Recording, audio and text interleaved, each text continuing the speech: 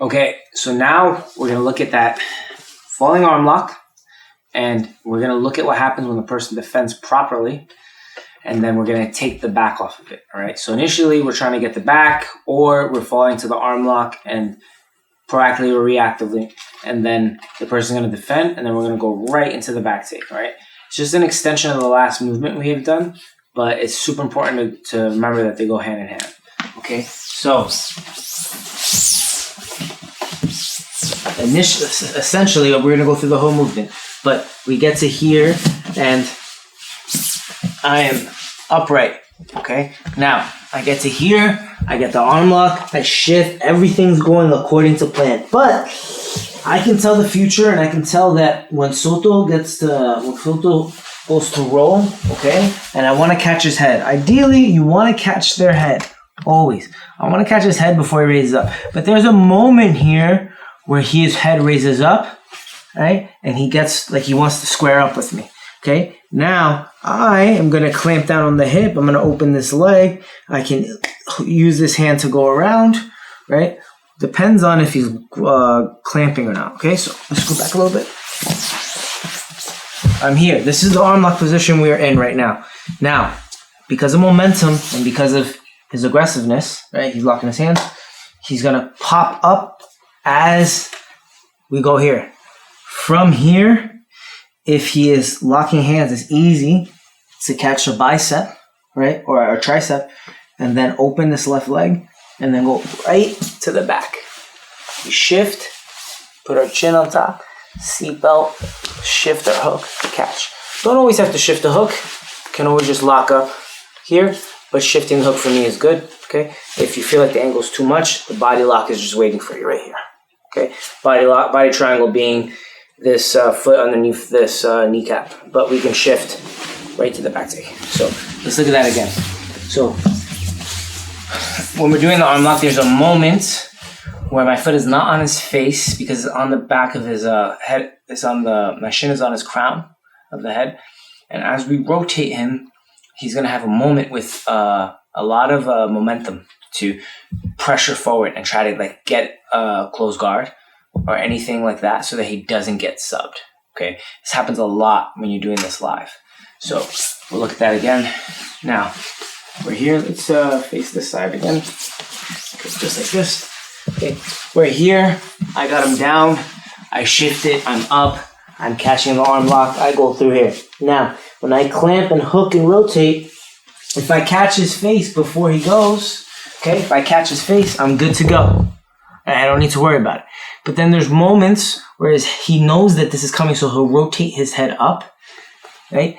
Or he'll block it with his hand, right? And he'll stop me from getting it. This is worse than him rotating up. Okay, come back. So my leg is here. He'll push all his weight forward, but I still have this lock for a second.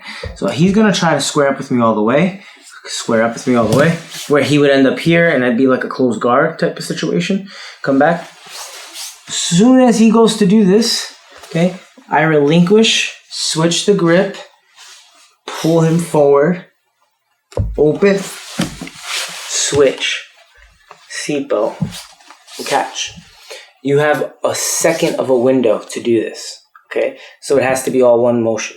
Now, sometimes you can do this off his reaction, and sometimes you could do it reactive, like just proactive. Like sometimes I do this, I get them to move, and then as they go, I open up, and I want the back anyway. So when I wanted the back in the beginning, I had to fall because maybe I couldn't get it. And then as I rotated them, they were already aggressively getting up, and then I can catch the back again, okay? So a lot of the times, if Soto does it to me, okay, so put your leg here, come over to the arm lock. Here, he shifts over, he gets on the arm, he goes through here. This will happen, where I raise up, and then I put my foot in, and I end up in this closed guard. Now, that's the moment that I want to try to capitalize on so that I can get towards the back, okay?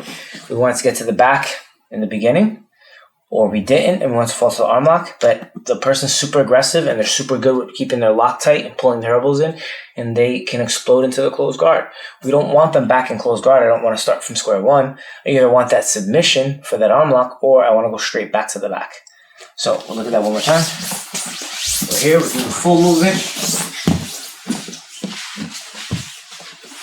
Locking tension, just like we've been speaking about. Rotating through, catching, pulling, stomach, clamping, up, rotating, catching, pulling. I missed it through.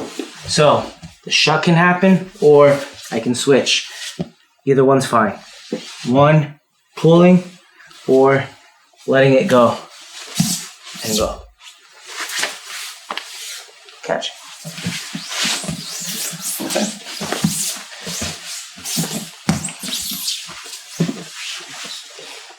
Here.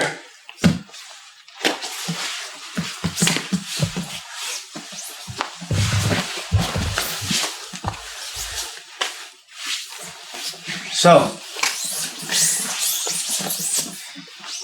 we're doing the flower sweep. That's the base. Trying to do the back take. That's there. Trying to do the falling arm lock. That's there. Both of those are separate, and then now they're also combined. So we know that the minute we miss that arm lock, we're going straight to the back right away, which means we're anticipating them defending that position.